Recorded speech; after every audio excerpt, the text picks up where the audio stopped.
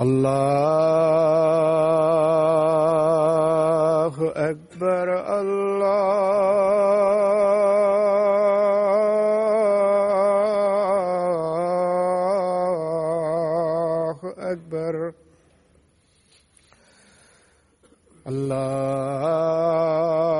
الله أكبر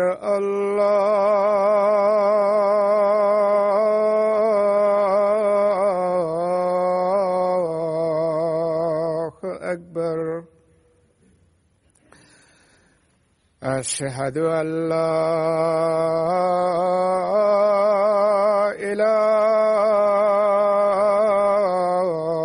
إله إلا الله أشهد أن لا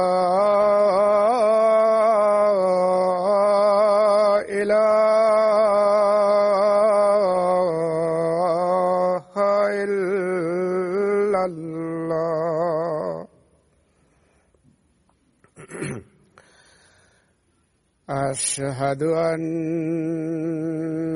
محمدًا رسول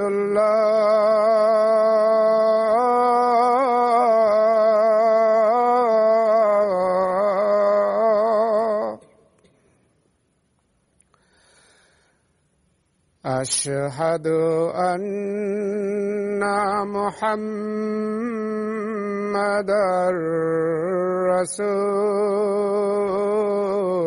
رسول الله حي على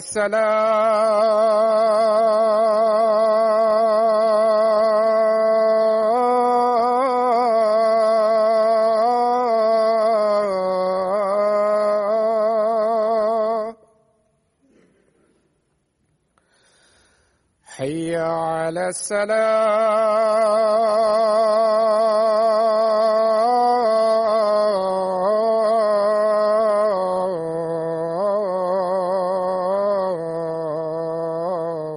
الصلاة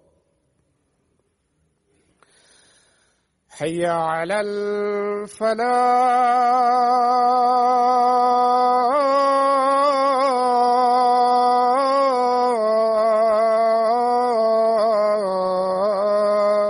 الفلاح حي على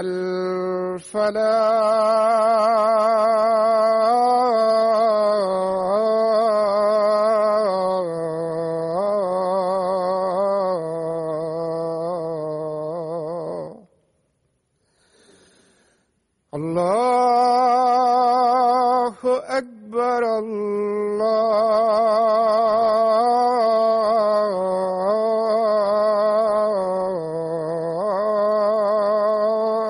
الله أكبر لا إله إلا الله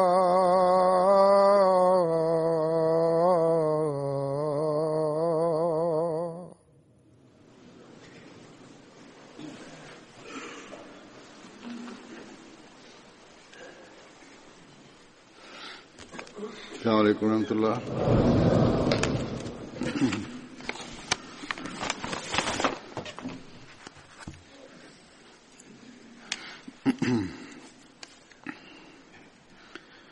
أشهد أن لا إله إلا الله وحده لا شريك له وأشهد أن محمدًا عبده ورسوله أما بعد فأعوذ بالله من الشيطان الرجيم بسم الله الرحمن الرحيم الحمد لله رب العالمين الرحمن الرحيم مالك يوم الدين إياك نعبد وإياك نستعين اهدنا الصراط المستقيم صراط الذين أنعمت عليهم غير المغضوب عليهم ولا الضالين.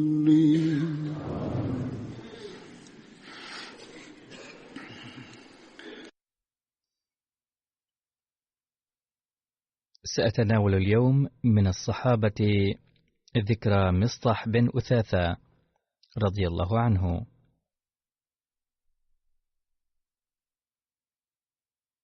اسمه عوف ولقبه مصطح، وأمه أم مصطح سلمى بن صخر، أمها ريطة بن صخر خالة أبي بكر الصديق رضي الله عنه.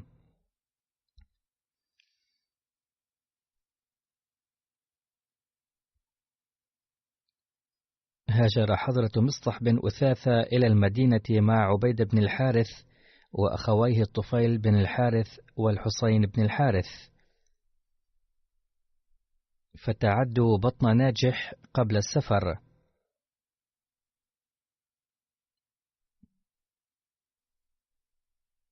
فتخلف مصطح لأنه لدغ، فلما أصبحوا جاءهم الخبر فانطلقوا إليه فوجدوه بالحصاص،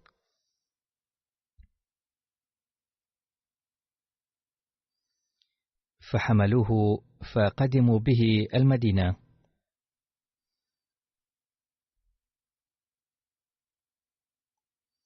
وفي المدينة أقاموا جميعهم في بيت عبد الرحمن بن سلمة، وآخى النبي صلى الله عليه وسلم بين مصطح بن أثاثة وبين زيد بن المزين رضي الله عنه.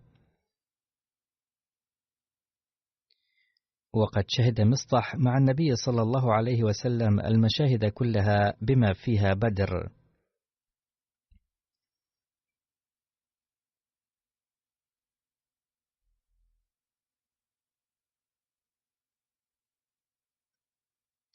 وبعد 8 أشهر من الهجرة بعث رسول الله صلى الله عليه وسلم عبيد بن الحارث مع 60 راكبا، وفي رواية 80، وعقد صلى الله عليه وسلم لعبيد بن الحارث لواء أبيض يحمله مصطح بن أثاثة ليعترض عيرا لقريش.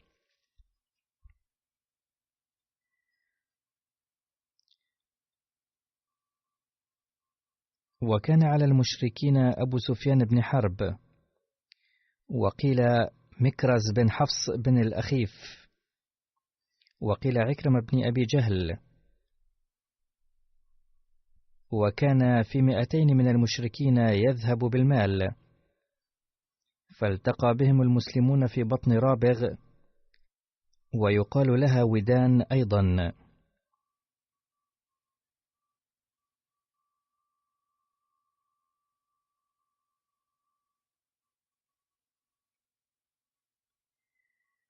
هذه القافلة لم تكن تجارية فقط، بل كانت مسلحة، وكان ربح القافلة سيستخدم للحرب ضد المسلمين، لأن الأحداث تدل على أنهم كانوا يعدون العدة.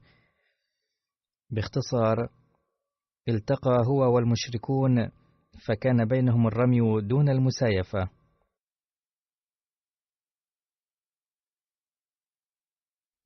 وقد مر هذا الشيء في ذكر صحابي آخر أيضا، أن أول من رمى بسهم في سبيل الله من المسلمين هو سعد بن أبي وقاص رضي الله عنه، فكان أول من رمى به في الإسلام. وهنالك فر من المشركين إلى المسلمين المقداد وعيين بن غزوان.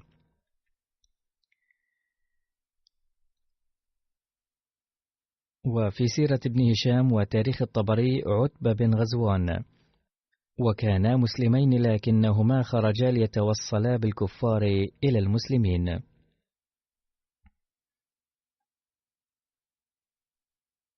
كان لواء عبيدة بن الحارث ثاني لواء في الإسلام.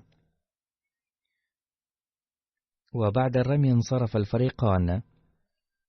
وقد ذكرت في إحدى خطب السابقة أن المشركين ارتعبوا ظانين أن مع المسلمين جيشا كبيرا يمكن أن يمدهم، فعادوا خائفين.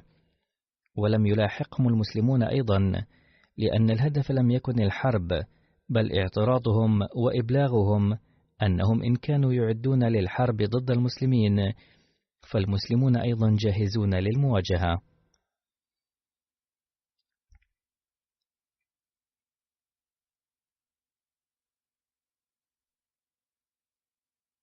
ويوم خيبر قسم رسول الله صلى الله عليه وسلم لمصطح بن أثاثة وابن إلياس 50 وسقا من الغنائم.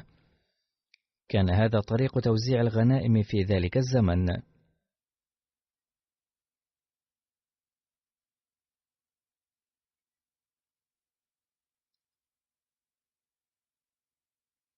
توفي في سنة 26 للهجرة. وورد في الطبقات الكبرى أنه توفي في عهد عثمان رضي الله عنه سنة 34، وهو ابن 56 سنة. وقيل بل عاش حتى زمن علي رضي الله عنه وشهد معه صفين، ومات سنة 37.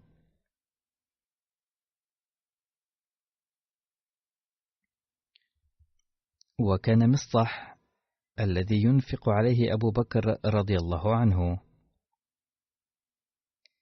ولكنه كان ممن اشترك في الإفك على عائشة رضي الله عنها، فأقسم أبو بكر رضي الله عنه ألا ينفق عليه.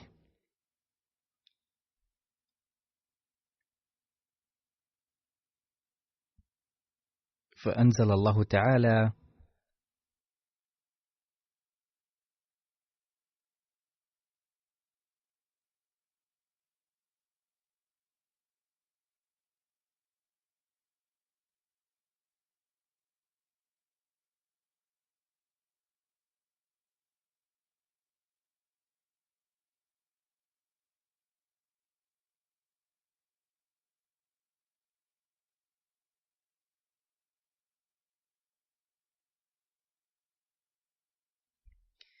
ولا يأتلي أولو الفضل منكم والسعة أن يؤتوا أولي القربى والمساكين والمهاجرين في سبيل الله وليعفوا وليصفحوا، ألا تحبون أن يغفر الله لكم والله غفور رحيم.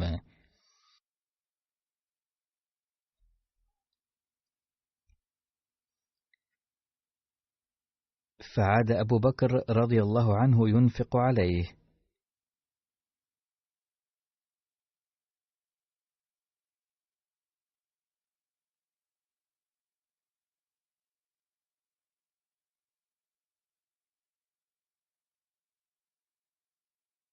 وأمر النبي صلى الله عليه وسلم بجلد أهل الإفك بعد أن برأت الآيات القرآنية عائشة رضي الله عنها، فالذين جلدوا في قذفهم لعائشة رضي الله عنها كان منهم مصطح أيضا. ثم يقول المسيح الموعود عليه السلام وهو يتحدث عن واقعة الإفك، وهي واقعة التهمة التي هي واقعة عظيمة وهامة وفيها درس للمسلمين، وقد وردت عنها تفاصيل كثيرة، وقد أنزل الله تعالى بشأنها آيات في القرآن الكريم.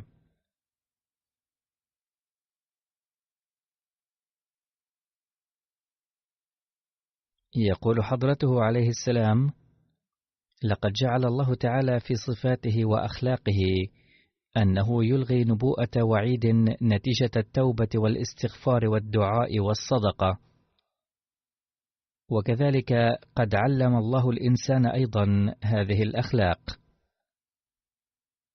ثم يقول عليه السلام وهو يبين الفرق بين الوعد والوعيد متحدثا عن هذه الواقعة: فكما هو ثابت من القرآن الكريم والحديث الشريف أن التهمة الباطلة التي رمى بها المنافقون السيدة عائشة رضي الله عنها جراء خبثهم قد وقع في فخ تلك التهمة بعض الصحابة البسطاء أيضا، أي لم يقصد هؤلاء الصحابة أي فتنة، بل وقعوا في فخ هذه التهمة جراء سجاداتهم. وكان من بينهم صحابي كان يأكل كل يوم مرتين في بيت سيدنا أبي بكر الصديق رضي الله عنه، فحلف أبو بكر وأقسم على سبيل الوعيد أنه لن يطعمه أبدا عقوبة على تصرفه الخاطئ هذا، فأنزل الله قوله في القرآن الكريم: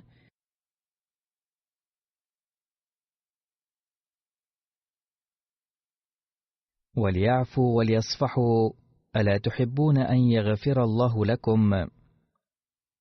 فألغى سيدنا أبو بكر حلفه وأجرى على هذا الصحابي طعامه ثانية. ثم يبين المسيح الموعود عليه السلام مسألة دينية ويقول: من أجل ذلك قد صار من الأخلاق الإسلامية أن إلغاء المرء وعيده يعد من حسن الخلق. ثم يبين عليه السلام المقصود من الوعيد فيقول: فمثلا لو حلف المرء على أنه سوف يضرب خادمه 50 ضربة بالنعال ثم عفى عنه نتيجة توبته وتضرعه، فهذا من سنة الإسلام لأنه تخلق بأخلاق الله تعالى. ولكن إخلاف الوعد غير جائز، سيسأل الإنسان على إخلاف وعده، ولكن لا مؤاخذة عليه على إلغاء وعيده.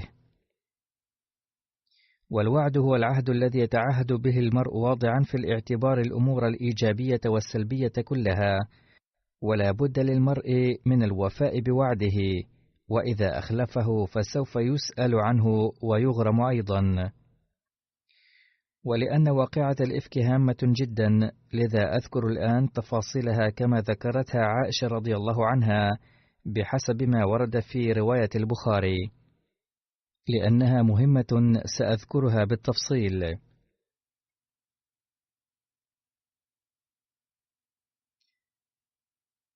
قالت عائشة رضي الله عنها: كان رسول الله صلى الله عليه وسلم إذا أراد أن يخرج أقرع بين أزواجه، فأيتهن خرج سهمها خرج بها رسول الله صلى الله عليه وسلم معه.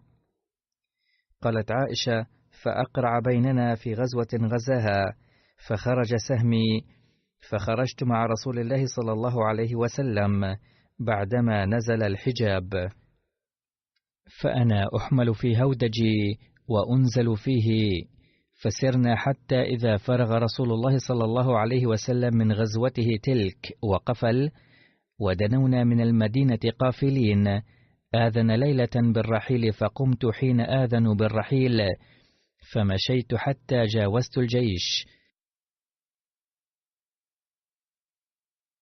فلما قضيت شأني أقبلت إلى رحلي، فإذا عقد لي من جزع ظفار قد انقطع، فالتمست عقدي وحبسني ابتغاؤه، وأقبل الرهط الذين كانوا يرحلون لي، فاحتملوا هودجي فرحلوه على بعيري الذي كنت ركبت، وهم يحسبون أني فيه. وكان النساء إذ ذاك خفافا لم يثقلهن اللحم، إنما تأكل العلقة من الطعام، فلم يستنكر القوم خفة الهودج حين رفعوه. وكنت جارية حديثة السن، فبعثوا الجمل وساروا.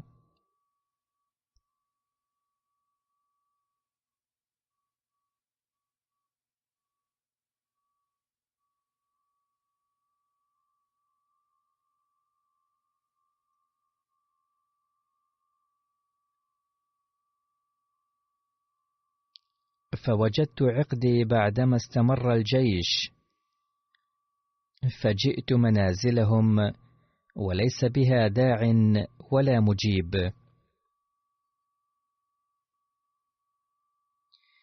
فأممت منزلي الذي كنت به، وظننت أنهم سيفقدوني فيرجعون إلي.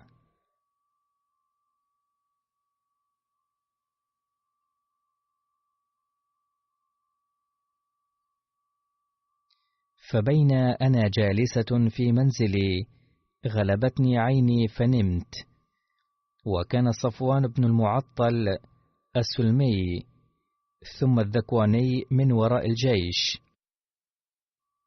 أي كان هناك شخص من يبقى وراء القافلة بعد رحيلها ليتفقد إذا نسوا شيئا وراءهم.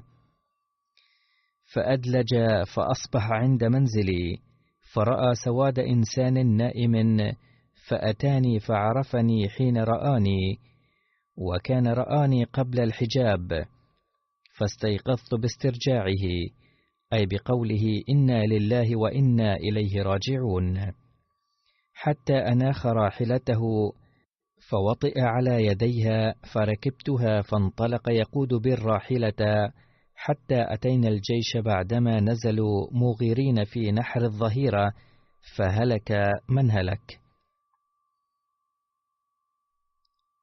أي عندها بدأ بعض الناس يتهمون عائشة رضي الله عنها ونسبوا إليها الأباطيل.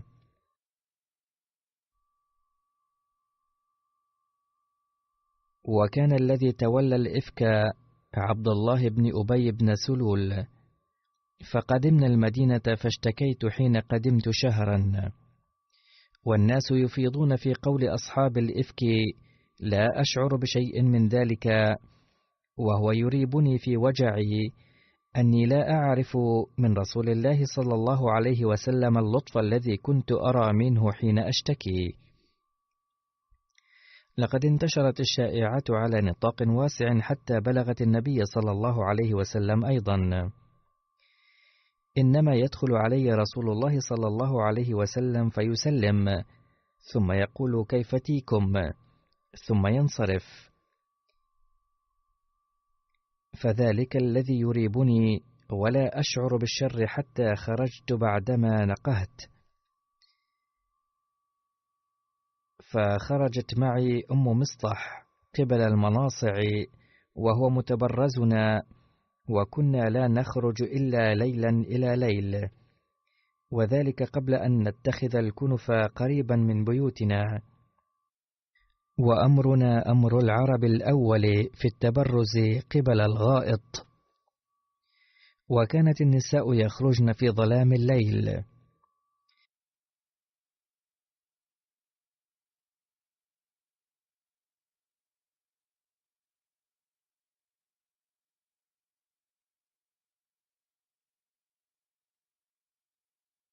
فانطلقت أنا وأم مصطح، وهي ابنة أبي رهم، فعثرت أم مصطح في مرطها فقالت تعس مصطح، فقلت لها بئس ما قلت، أتسبين رجلا شهد بدرا؟ قالت أي هنتاه، أو لم تسمعي ما قال؟ قلت وما قال؟ فأخبرتني بقول أهل الإفك، فازددت مرضا على مرضي. فلما رجعت إلى بيتي ودخل علي رسول الله صلى الله عليه وسلم، تعني سلم، ثم قال كيف تيكم؟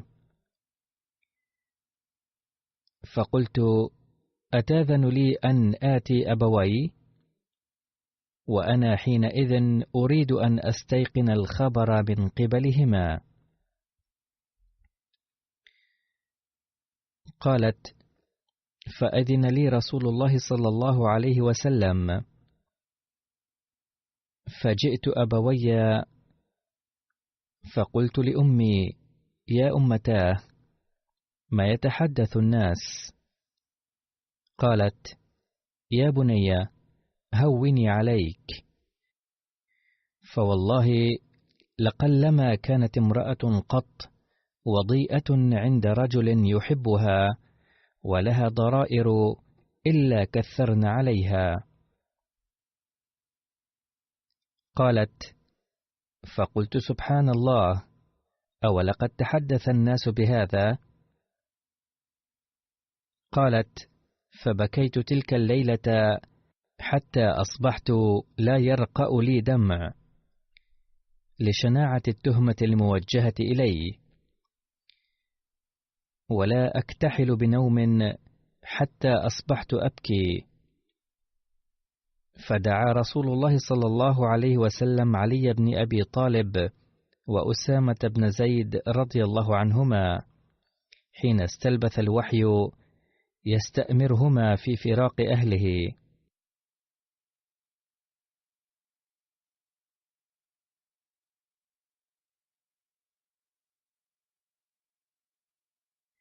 فأما أسامة بن زيد فأشار على رسول الله صلى الله عليه وسلم بالذي يعلم من براءة أهله وبالذي يعلم لهم في نفسه من الود،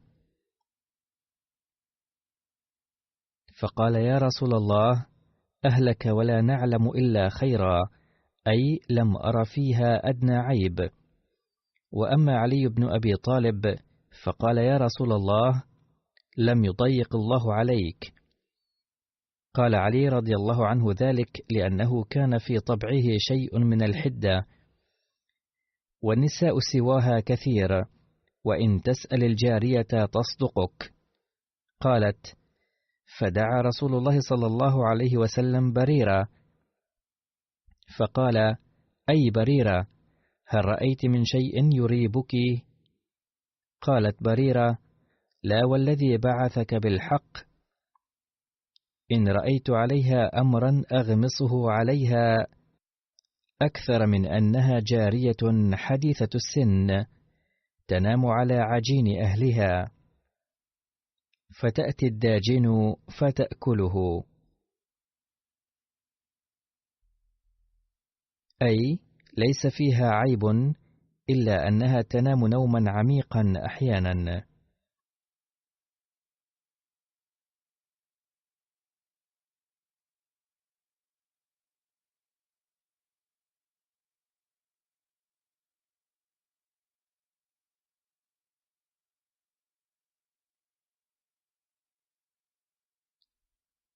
فقام رسول الله صلى الله عليه وسلم فاستعذر يومئذ مخاطبا الصحابة من عبد الله بن أبي بن سلول، لأنه هو من أذاع هذه التهمة.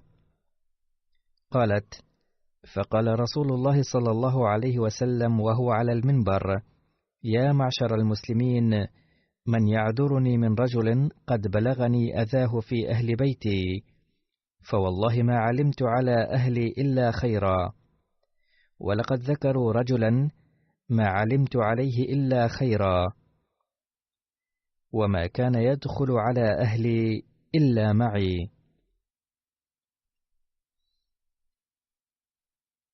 فقام سعد بن معاذ الأنصاري فقال: يا رسول الله، أنا أعذرك منه، إن كان من الأوس ضربت عنقه، وإن كان من إخواننا من الخزرج أمرتنا ففعلنا أمرك. فقام سعد بن عبادة وهو سيد الخزرج، وكان قبل ذلك رجلا صالحا، ولكن احتملته الحمية، فقال لسعد: كذبت لعمر الله، لا تقتله ولا تقدر على قتله. فبدأ النقاش بين الصحابة، فقام أسيد بن حضير فقال لسعد بن عبادة: كذبت لعمر الله، لنقتلنه فإنك منافق تجادل عن المنافقين. فتثاور الحيان الأوس والخزرج حتى هموا أن يقتتلوا، ورسول الله صلى الله عليه وسلم قائم على المنبر،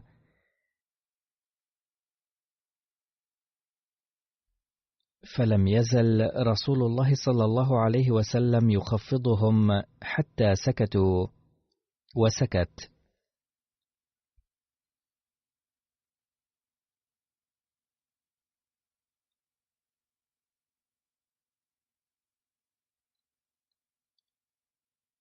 قالت عائشة رضي الله عنها: فبكيت يومي ذلك، لا يرقأ لي دمع ولا أكتحل بنوم، فأصبح أبوي عندي وقد بكيت ليلتين ويوما لا أكتحل بنوم ولا يرقأ لي دمع، يظنان أن البكاء فالق كبدي. قالت: فبينما هما جالسان عندي وأنا أبكي، فاستأذنت علي امرأة من الأنصار، فأذنت لها فجلست تبكي معي. قالت: فبينا نحن على ذلك، دخل علينا رسول الله صلى الله عليه وسلم فسلم، ثم جلس. قالت: ولم يجلس عندي منذ قيل ما قيل قبلها، بل كان يسأل عن حالي من غيري، وقد لبث شهرا لا يوحى إليه في شأني.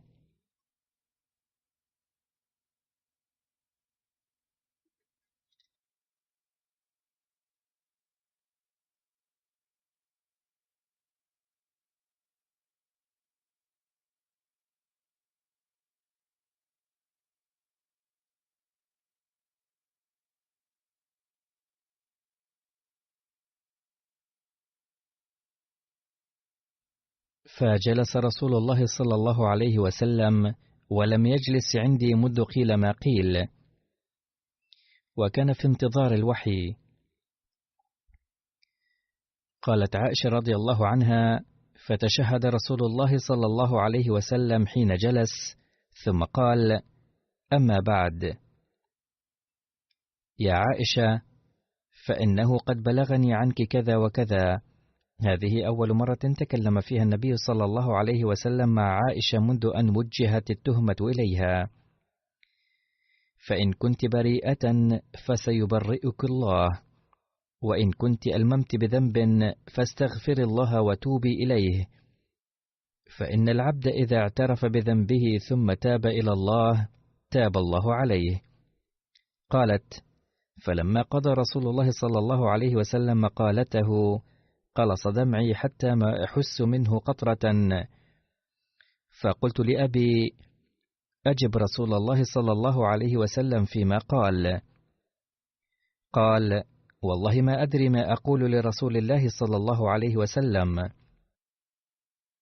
كانت تقصد أن يبرئها عند النبي صلى الله عليه وسلم. فقلت لأمي: أجيبي رسول الله صلى الله عليه وسلم. قالت: ما أدري ما أقول لرسول الله صلى الله عليه وسلم. تقول عائشة رضي الله عنها: فقلت وأنا جارية حديثة السن لا أقرأ كثيرا من القرآن: إني والله لقد علمت لقد سمعتم هذا الحديث حتى استقر في أنفسكم وصدقتم به، فلئن قلت لكم إني بريئة والله يعلم أني بريئة لا تصدقوني بذلك، لأن الشائعات منتشرة على نطاق واسع ويذيعها الناس، فلعلكم تظنون أني لست بريئة. ولئن اعترفت لكم بأمر والله يعلم أني منه بريئة لتصدقوني.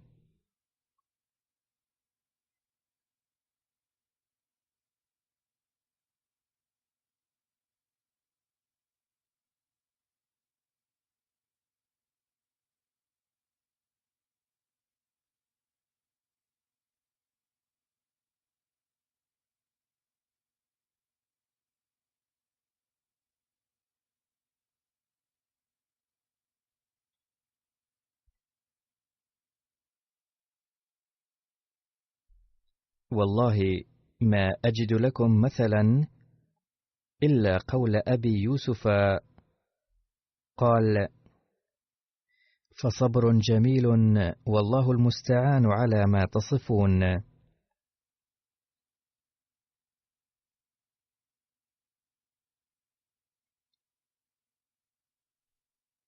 هذا ما قاله يعقوب عليه السلام لإخوة يوسف.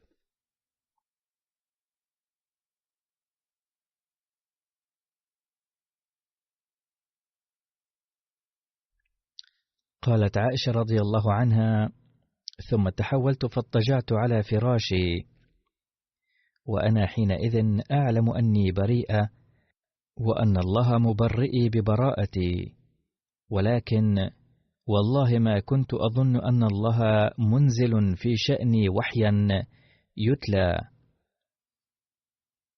ولشأني في نفسي كان أحقر من أن يتكلم الله في بأمر يتلى.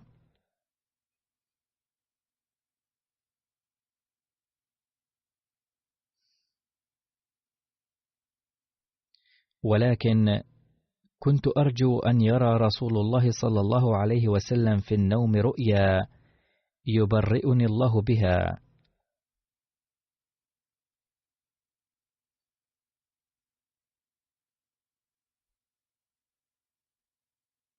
قالت عائشة رضي الله عنها: فوالله ما رام رسول الله صلى الله عليه وسلم ولا خرج أحد من أهل البيت حتى أنزل عليه فأخذه ما كان يأخذه من البرحاء، حتى إنه لا يتحدر منه مثل الجمان من العرق، وهو في يوم شات من ثقل القول الذي ينزل عليه. قالت: فلما سري عن رسول الله صلى الله عليه وسلم سري عنه وهو يضحك، فكانت أول كلمة تكلم بها: يا عائشة، أما الله سبحانه وتعالى فقد برأك فاشكر الله. فقالت أمي: قومي إليه. فقلت: لا والله، لا أقوم إليه ولا أحمد إلا الله عز وجل. فأنزل الله تعالى: إن الذين جاءوا بالإفك عصبة منكم، 10 الآيات كلها. فلما أنزل الله هذا في براءتي قال أبو بكر الصديق رضي الله عنه، وكان ينفق على مصطح بن أثاث لقرابته منه وفقره: والله لا أنفق على مصطح شيئا أبدا بعد الذي قال لعائشة ما قال. فأنزل الله: ولا يأتلي أولو الفضل منكم والسعة أن يؤتوا أولي القربى والمساكين والمهاجرين في سبيل الله وليعفوا وليصفحوا، ألا تحبون أن يغفر الله لكم والله غفور رحيم.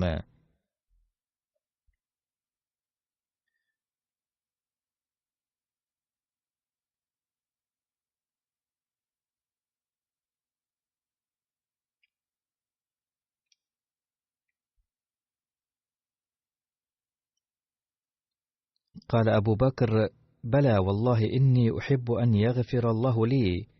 فرجع إلى مصطح النفقة التي كان ينفق عليه، وقال: والله لا أنزعها منه أبدا. قالت عائشة: وكان رسول الله صلى الله عليه وسلم يسأل زينب بنت جحش عن أمري، فقال: يا زينب، ما علمت أو رأيت؟ فقالت: يا رسول الله، أحمي سمعي وبصري، ما علمت إلا خيرا.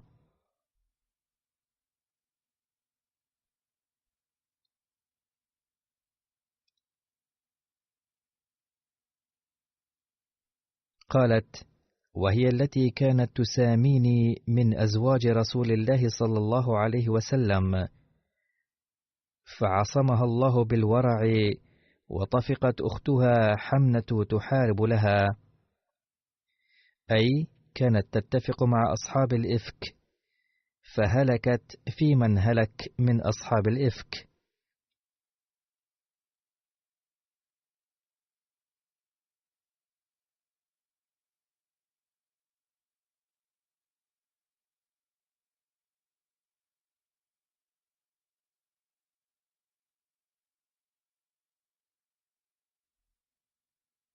لقد أورد حضرة ميرزا بشير أحمد رضي الله عنه في كتابه سيرة خاتم النبيين هذه الواقعة التي قد ذكرتها في ضوء ما ورد في البخاري برواية عائشة رضي الله عنها.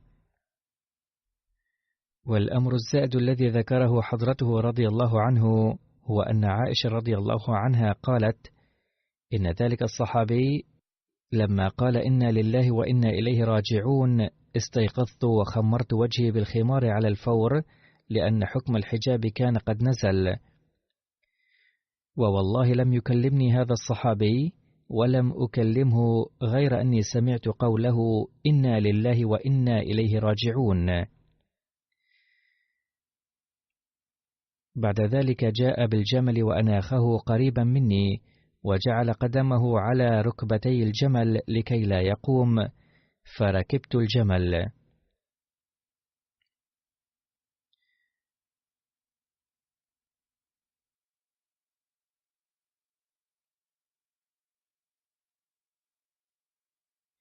وكما قالت عائشة رضي الله عنها: كانت لوحي الله النازل في أمري أهمية كبرى عندي، لأني لم أتوقع نزوله بحقي.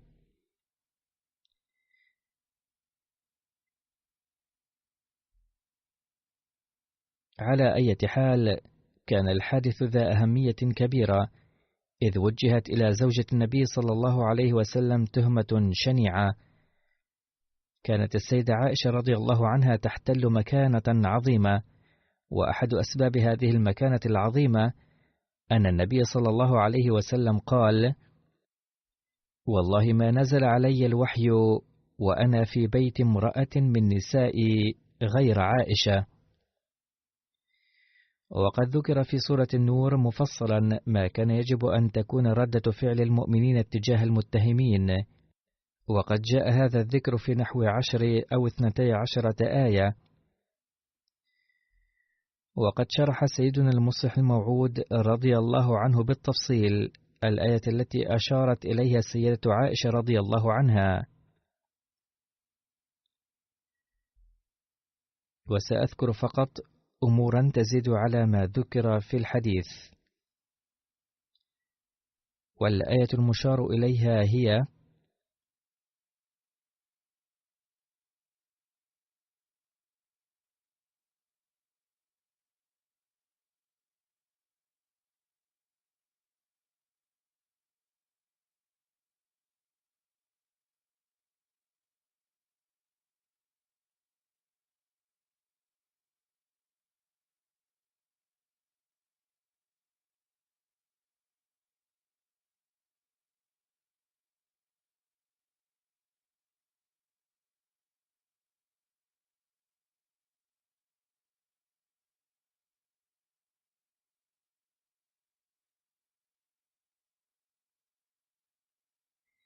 إن الذين جاءوا بالإفك عصبة منكم لا تحسبوه شرا لكم بل هو خير لكم، لكل امرئ منهم ما اكتسب من الإثم، والذي تولى كبره منهم له عذاب عظيم.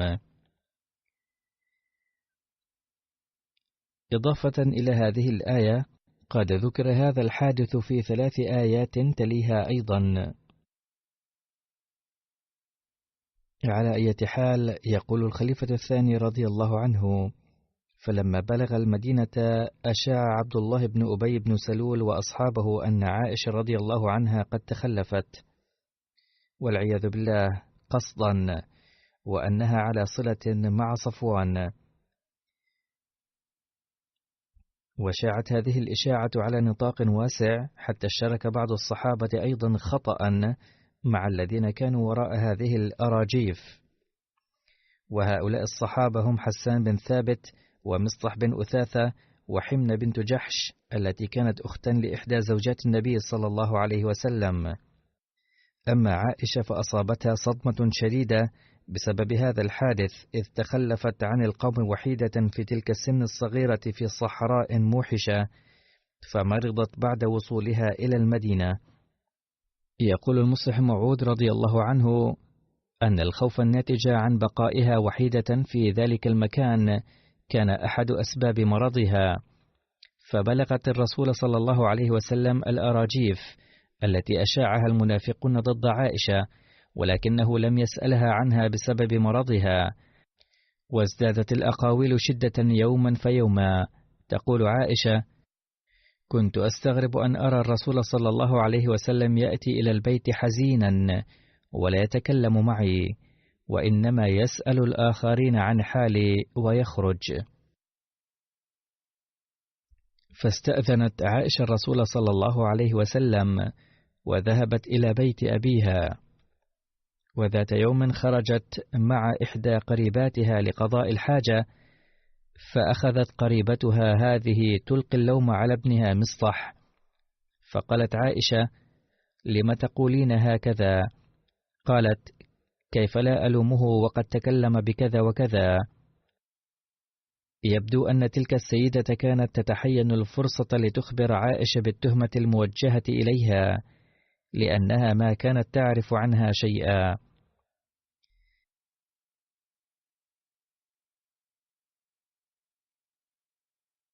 فلما سمعت عائشة رضي الله عنها حديثها أصيبت بصدمة شديدة، ووصلت إلى البيت بصعوبة، وعاودها المرض بشدة. يتابع سيدنا المصلح الموعود رضي الله عنه قائلا: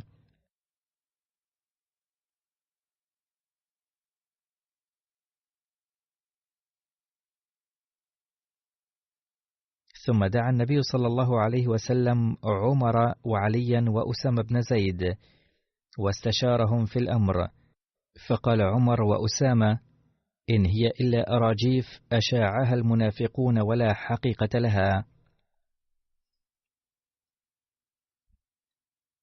أما علي رضي الله عنه فكانت في طبعه حدة، فقال: مهما يكن فلست يا رسول الله بحاجة إلى امرأة رميت بهذه التهمة. وأضاف قائلا: اسأل خادمتها تصدقك القول. فقال الرسول صلى الله عليه وسلم لبريرة: هل رأيت في عائشة شيئا يريبك؟ قالت: لم أر فيها عيبا إلا أنها لصغر سنها تنام عن عجينها.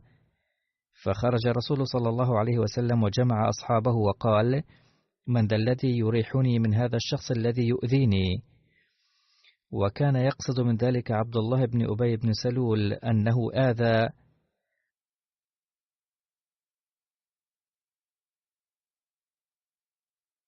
فقام سعد بن معاذ زعيم الأوس وقال: يا رسول الله، إذا كان هذا الشخص من قبيلتنا ضربنا عنقه، وإذا كان من الخزرج فنحن مستعدون لقتله أيضا.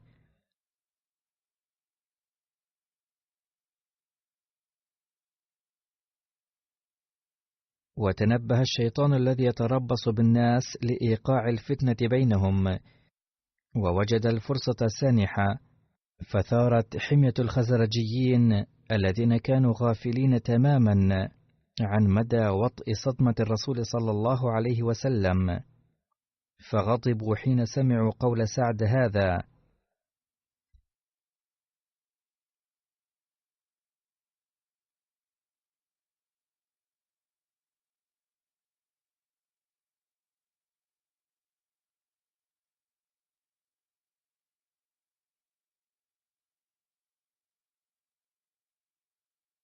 فقام منهم سعد بن عبادة وقال لسعد بن معاذ: لا تقتلون أحدا منا ولا تقدرون على ذلك.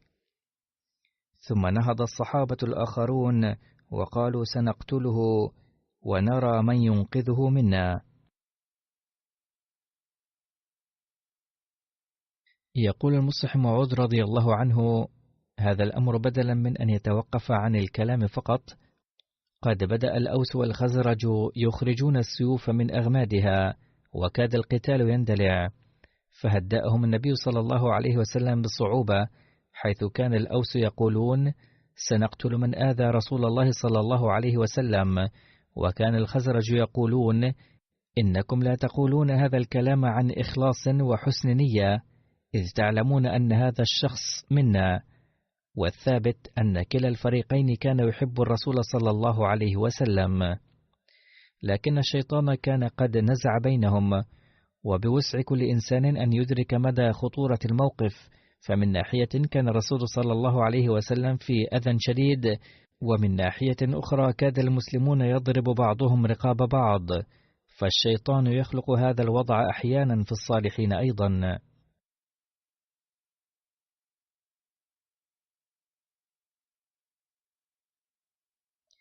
بعد ذلك بين المصلح الموعود رضي الله عنه الواقعة نفسها التي قالت فيها السيدة عائشة حين سئلت عما حدث: لو قلت لكم إن هذا الخبر باطل فلن تصدقوني، ولو قلت إنه حق فسأكذب، فلا أقول لكم إلا ما قال يعقوب أبو يوسف عليهما السلام: فصبر جميل والله المستعان.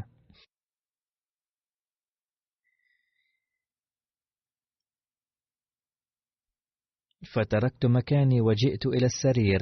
عندها نزلت الآية التي تلوتها عليكم قبل قليل، أي أن الذين لفقوا هذه الفرية الخطيرة هم طائفة منكم.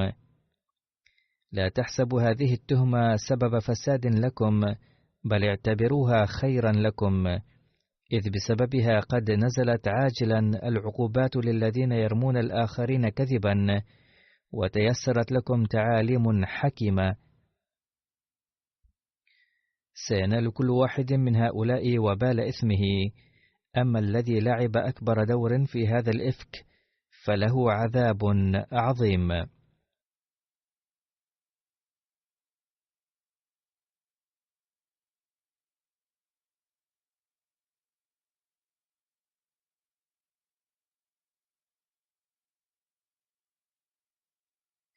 فتنور وجه النبي صلى الله عليه وسلم إثر نزول هذا الوحي، وتقول السيدة عائشة: إن أمي قالت لي: قومي واشكري رسول الله صلى الله عليه وسلم. فقلت: إنما أشكر ربي الذي برأني.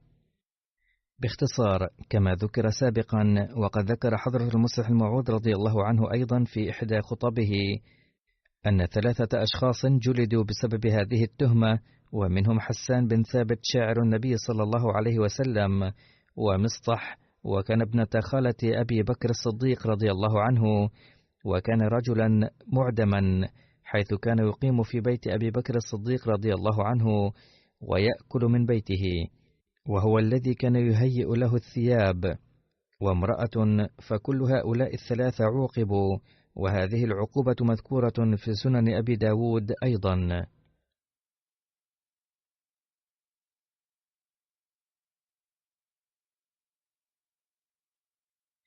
على كل حال، هذه العقوبة نفذت عند البعض ولم تنفذ عند البعض الآخر، وبغض النظر هل عوقب هؤلاء الصحابة أم لم يعاقبوا، فقد عفى الله عنهم، فقد واجهوا العقوبة المقدرة في هذه الدنيا، لكنهم اشتركوا في الغزوات بعدها أيضا، وكانوا ممن شهدوا بدرا، وكانت لهم مكانة عظيمة عند الله، وكتب الله لهم حسن العاقبة، وأكد على تلك المكانة وثبتها.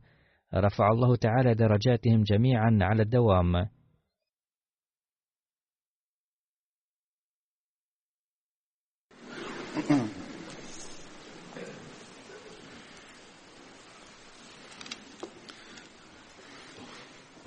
الحمد لله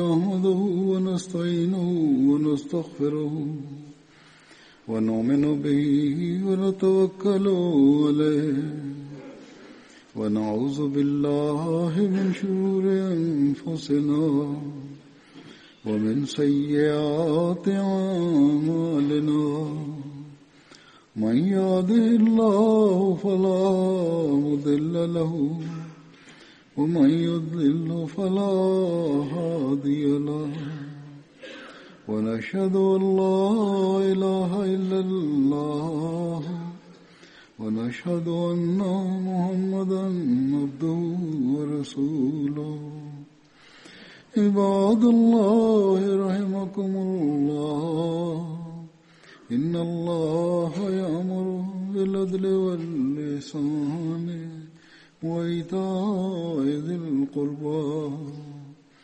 وينهى عن الفحشاء والمنكر والبغي يعظكم لعلكم تذكرون اذكروا الله يذكركم وادعوه يستجب لكم ولذكر الله أكبر.